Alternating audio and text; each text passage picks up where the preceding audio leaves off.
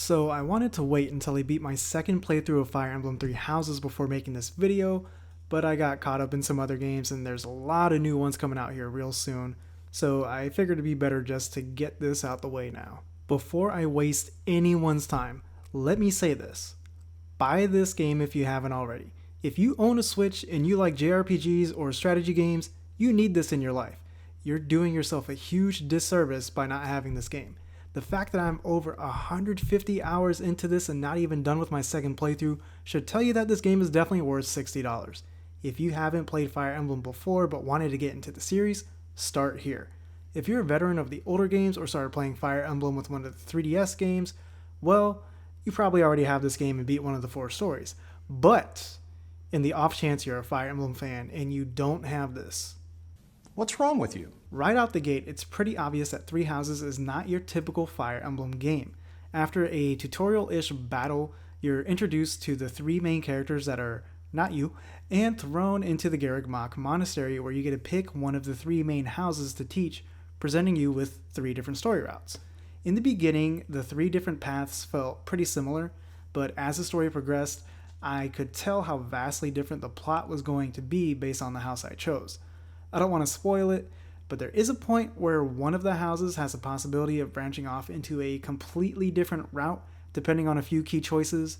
So yeah, 4 playthroughs if you want to experience this game in its entirety, which you probably will since it has its way of drawing you into the characters and the plot. With my first playthrough ending around the 80-hour mark, that's going to take up quite a bit of time. There's plenty of things to discuss about Three Houses when it comes to being different from previous Fire Emblem games, but the tried and true gameplay of the series is roughly the same. If you've ever played Fire Emblem before, you know what to expect, and if you haven't played Fire Emblem before, the gameplay is like an RPG version of chess on steroids. Well, not really, but I like saying that. Your characters move around a grid map in turn-based combat would be the best way to sum it up without going into too much detail. Units have their stats, their classes, and weapons that they're able to use depending on the class. Certain weapons may have an advantage against other units, but unfortunately the weapon triangle is absent from this game. Battalions are the main new combat feature in this game, and if I'm being honest, I didn't really use them at all on my first playthrough. However, that all changed when I started my second playthrough on hard mode, since battalions serve a vital role in staggering enemies or breaking their shields. And hey, they even give you stat bonuses. In the beginning of hard mode, you'll want to use battalions and combat arts to get by. The new combat arts can give a huge burst to damage output, and some even give you advantages depending on the type of enemy you're fighting. But this comes at the cost of weapon durability, and yes, weapon durability is a thing in this game. I know it's been an on and off mechanic for the series lately, but I'm glad to see it return. Also, permadeath is a thing, unless you don't want it to be. It's totally optional, but the game has built-in rewinds, so you don't have to panic when someone dies. And if you're playing with permadeath on, and you run out of rewinds, What's wrong with you? moving on to the characters, everyone has their own unique character ability, abilities inherited from their class, and abilities they can learn through class mastery or weapon proficiency that you can equip yourself.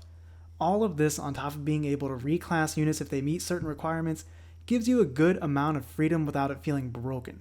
The customization of your units is extremely flexible and balanced as well. And unlike some of the older games where your characters just felt bland or felt like they were just there, I can assure you that every character in this game is an individual and has their own personality that you can discover through a number of ways. The way Fire Emblem Three Houses has you interacting with your students makes you care about each and every one of them, even the crappy ones. There's plenty to do around the monastery to build your professor level and make you a better teacher, which grants you more points for various activities. Maxing this out as soon as possible is crucial to get the most out of your playthrough with the game, and it will make it much easier to recruit the students from other houses.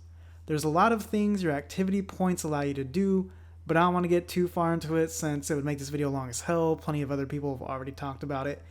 It'll be overwhelming at first, but once you get your goals figured out, it'll be easy to know where to spend those activity points. Just so you know, once you get to a certain point in the story, you're going to miss your chance to recruit the other students to your house, so keep that in mind when starting the game. Speaking of the story, let me say that it's good. By far the best Fire Emblem story we've had since Path of Radiance and Radiant Dawn. Without getting into spoilers, I'll say that each of the class leaders has their own goals and visions for the future and how they want the world to be, and each one I've played so far has felt like it was pretty well thought out. This is quite refreshing after playing some of the more recent games where the story felt like an afterthought. On to the music and sound. It's all good. The music tends to fit the scenes or scenarios that are taking place on the screen, the sounds of the game are up to the same quality as the rest of the game, and the voice acting is much better than I thought it'd be. Like, across the board. All the voices fit their respective characters, they're able to show the range of emotions that their characters have, and there's not much more to say. Top-notch voices all around is great. At one point, I switched to the Japanese voices out of curiosity, and I can vouch for those voices as well.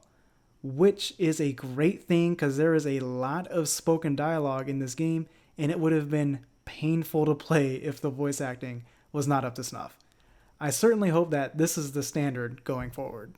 And if I'm being honest, I hope this game in general is the Fire Emblem standard going forward. This series has certainly come a long way since I started playing it back on the GBA in 2003, and while it did have its slumps for me, I'm really happy to see this series get the love and attention that it deserves. Three Houses is the most fleshed out Fire Emblem game to date, packed with a ton of features that Fire Emblem never had before. It's the perfect way to do a new entry in a long-standing series. Take the good things that the series is known for, while adding on a bunch of other good things that make sense for the genre. The game isn't perfect. Some of the backgrounds are butt-ass ugly, there's no weapon triangle, a lot of the maps feel kinda bland and reused a lot throughout the game, and I can't make Lysithea a dark bishop because the game is low-key sexist with that class. But all of these downsides are completely outshined by everything the game does right. If you've made it this far into the video, go play this game. You won't regret it.